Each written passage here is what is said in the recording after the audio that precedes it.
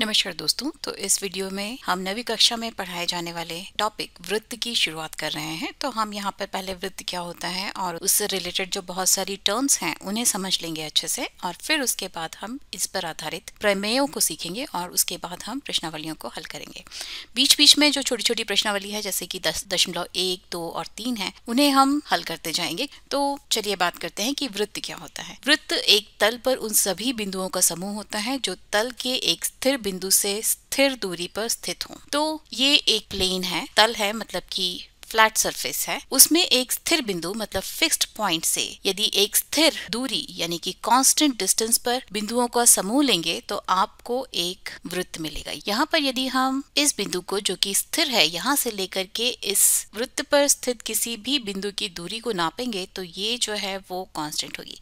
ये जो दूरी है जो कि यहाँ पर मैंने लाल रंग में बनाई हुई है, ये बराबर होगी इस दूरी के और ये बराबर होगी इस दूरी की, और इस तरह से इस पर्टिकुलर बिंदु से समान दूरी पर स्थित बिंदुओं के समूह की अगर हम बात करें तो हमें इस तरह की एक लाइन मिलेगी जो कि मैंने काले रंग में बनाई हुई है और इसे हम वृत्त कहते हैं। ठीक है, तो ये जो फिक्स्ड पॉइंट है जिससे हम समान दूरी पर स्थित इन बिंदु समूह की बात कर रहे हैं, इस फिक्स्ड पॉइंट को हम वृत्त का केंद्र कहते हैं। और इस कांस्टेंट दूरी को जिस पर ये सारे के सारे जितनी दूरी पर ये सारे के सारे बिंदु स्थित हैं, इसे हम त्रिज्या कहते हैं, या आप कह सकते हैं केंद्र से लेकर वृत्त तक की दूरी को हम त्रिज्या कहते हैं। और ये जो लाइन है या जिसे हम वृत्त कह रहे हैं और या इस बाउंड्री को हम परिधि कहते हैं। ठीक है, तो ये हुई वृत्त से संबंधित कुछ बेसिक टर्म्स, केंद्र, त्रिज्या और परिधि। और इसके अलावा भी कुछ टर्म्स हैं, और इस वृत्त के भीतर का जो भाग है उसे हम अभ्यंतर कहते हैं, और वृत्त के बाहर वाले भाग को यानी कि इस भाग को हम बहिर्भाग कहते हैं। ये वृत्त के भीतर का भाग है जिसे हम अभ्यंतर कहते हैं, और ये वृत्त के बाहर का भाग है जिसे हम बहिर्भाग कहते हैं, और इसे हम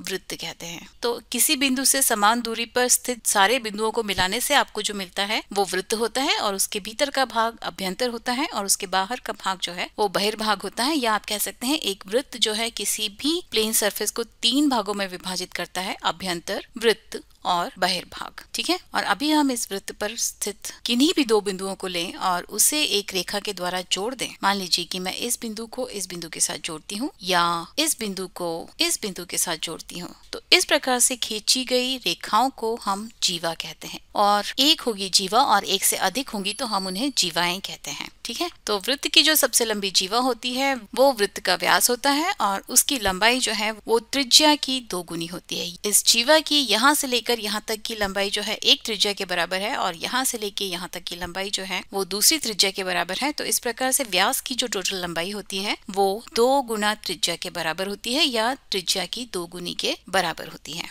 ठीक है, और अभी यदि मैं वृत्त के इतने भाग को उठाकर अलग कर दूं तो वो कुछ इस प्रकार से हो जाएगा। या आप कह सकते हैं कि आपने वृत्त को 2 चापों में विभाजित कर दिया है, और चूंकि इन दोनों चापों में से इसकी लंबाई छोटी है तो इसे आप लघु चाप कहेंगे, और जिस चाप की लंबाई बड़ी है उसे आप दीर्घ चाप कहेंगे। यदि आप एक वृत्त में एक जीवा खींचें और उस जीवा के अलोंग आप वृत्त को कट कर दें तो आपका जो वृत्त है वो 2 चापों में विभाजित हो जाएगा। उसमें भी जो छोटा चाप है उसे आप लघु चाप कहेंगे, और जो बड़ा चाप है उसे आप दीर्घ चाप कहेंगे। और अंग्रेजी में इसे माइनर आर्क कहते हैं और इसे मेजर आर्क कहते हैं। और इसी तरह से यदि आप एक जीवा खींचे तो वो जीवा भी जो है वो वृत्त को 2 भागों में विभाजित करती है। 2 समान भाग भी हो सकते हैं और उनमें से एक छोटा हो सकता है, एक बड़ा हो सकता है। यदि छोटा और बड़ा हुआ तो जो छोटा है उसे आप लघु वृत्तखंड कहेंगे, और जो बड़ा वाला हिस्सा है वृत्त का उसे आप दीर्घ वृत्तखंड कहेंगे। तो ये जो है वो लघु वृत्तखंड है और ये वाला जो है वो दीर्घ वृत्तखंड है। ये वृत्त के खंड है जो कि हमने जीवा को कट करके प्राप्त किए हैं। अच्छा, चाप और खंड में क्या डिफरेंस है? चाप जो होता है वो इस कर्व्ड लाइन को आप कहते हैं, लेकिन खंड जो होता है वो ये डी शेप में यहाँ पर जो वृत्त का हिस्सा है इसे आप खंड कहते हैं।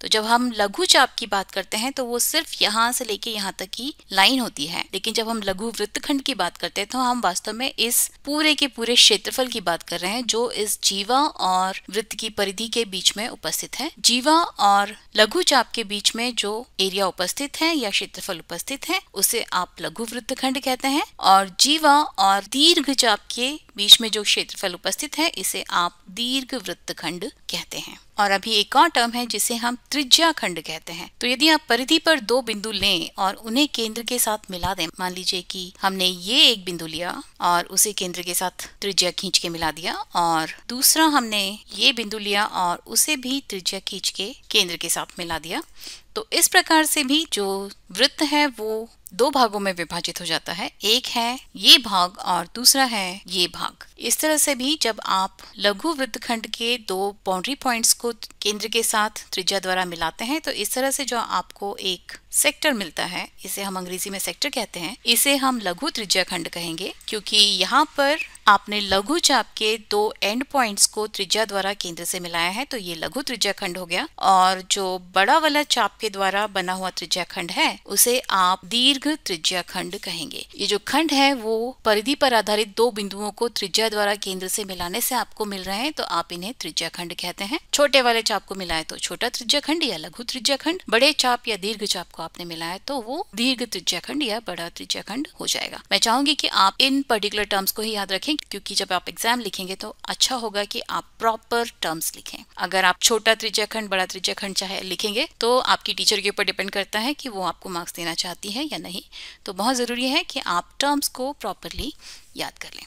तो ये हुआ वृत्त, और अभी हम इस पर आधारित प्रश्नावली 10.1 को हल करेंगे। इसमें पहला प्रश्न जो है वो रिक्त स्थानों को भरने वाला प्रश्न है, और उसमें पहला प्रश्न जो है उसमें हमें पूछा है कि वृत्त का केंद्र वृत्त के डैश में स्थित है। तो वृत्त का केंद्र जो है वो वृत्त के भीतर स्थित होता है, या आप उसे लिख सकते हैं कि वो वृत्त के अभ्यंतर में स्थित है। वृत्त के भीतर वाला भाग जो है वो अभ्यंतर कहलाता है और बाहर वाला बहिर्भाग कहलाता है। तो दूसरे प्रश्न में हमें पूछा है कि एक बिंदु जिसकी वृत्त के केंद्र से दूरी त्रिज्या से अधिक हो वो वृत्त के डैश में स्थित होता है। तो यदि उस बिंदु की दूरी जो है वो वृत्त के केंद्र से उसकी त्रिज्या के बराबर है तो वो जो है वो इस वृत्त के ऊपर स्थित होगा। लेकिन यदि दूरी ज्यादा होगी तो वो वृत्त के बाहर या बहिर्भाग में स्थित होगा। तो ऐसा बिंदु जिसकी वृत्त के केंद्र से दूरी वृत्त की त्रिज्या से अधिक हो वह उसके बहिर्भाग में स्थित होता है। वृत्त के सबसे लंबी जीवा वृत्त का डैश होती है। वृत्त की सबसे लंबी जीवा जो है वो वृत्त का व्यास होती है। ये अभी अभी हमने सीखा था,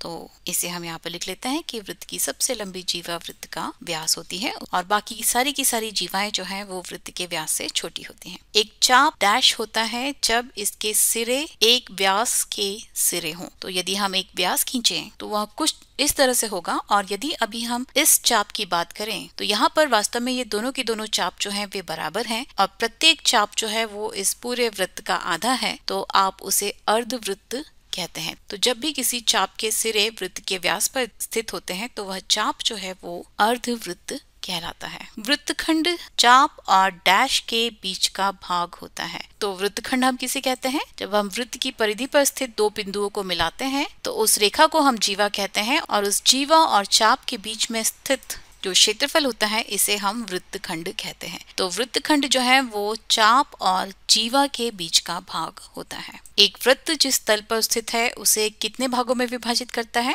उसे वह 3 भागों में विभाजित करता है। उसमें से एक अंतर्भाग होता है, दूसरा जो है वो वृत्त होता है, उन बिंदुओं से मिला हुआ वो भाग होता है जो कि केंद्र से बराबर दूरी पर स्थित है, तो और उसे हम वृत्त कहते हैं। तो अंतर्भाग, वृत्त और बहिर्भाग ये वो 3 भाग हैं जिसमें वृत्त जो है एक तल को जिसमें वह स्थित है विभाजित करता है। तो ये हुआ पहला प्रश्न। अभी हम दूसरा प्रश्न देखते हैं। दूसरे प्रश्न में हमें सत्य या असत्य बताना है। पहला है उसमें केंद्र को वृत्त पर किसी बिंदु से मिलाने वाला रेखाखंड वृत्त की त्रिज्या होती है। ये सत्य है क्योंकि वृत्त की त्रिज्या जो है वो केंद्र से परिधि तक की दूरी को हमने कहा है। तो केंद्र को वृत्त पर स्थित किसी बिंदु से मिलाने वाली रेखा जो है वो त्रिज्या के बराबर ही होती है, तो ये सत्य है। और एक वृत्त में समान लंबाई की परिमित जीवाएं होती हैं। ये असत्य है क्योंकि यदि हम वृत्त के व्यास की ही बात कर लें तो हम इस तरह से वृत्त के अनगिनत व्यास खींच सकते हैं, तो ये असत्य होगा। और अभी हम तीसरे बिंदु की बात करते हैं। तो इसमें यदि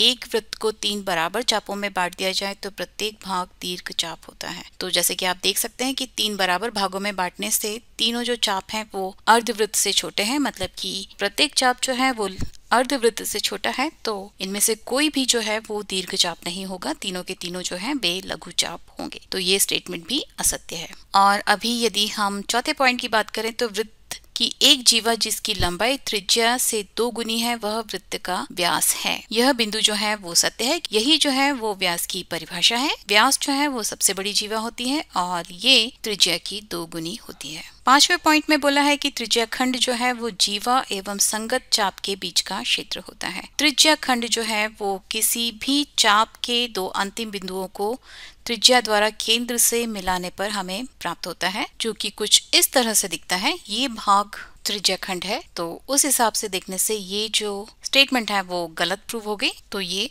असत्य है। और 6वीं स्टेटमेंट जो है वो बोलती है कि वृत्त एक समतल आकृति है। जी हाँ, वृत्त जो है वो एक समतल आकृति है जो कि एक ही प्लेन में स्थित होती है। तो ये हुई प्रश्नावली 10.1 और इसके बाद हम कुछ प्रमेय लेंगे और उनका प्रूफ या सत्यापन भी सीखेंगे। तो उसके लिए आप मैथ स्मार्ट हिंदी को देखते रहिए, उसे सब्सक्राइब कीजिए और नोटिफिकेशन बेल बजाना मत भूलिए, क्योंकि तभी आपको पता चलेगा कि मेरा अगला वीडियो कब आने वाला है। तब तक के लिए नमस्कार।